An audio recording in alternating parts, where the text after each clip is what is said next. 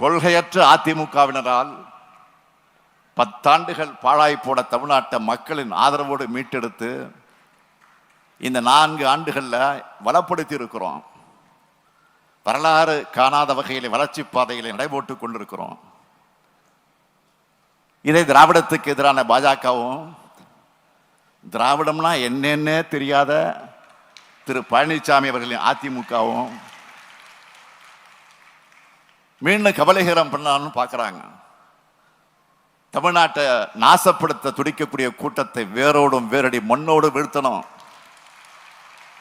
அதுக்காகத்தான் கொள்கை தெளிவும் போராட்ட குணமும் செயல் திட்டமும் ஒற்றுமை உணர்வும் மதச்சார்பற்ற முற்போக்கு கூட்டணிக்குத்தான் இருக்கு.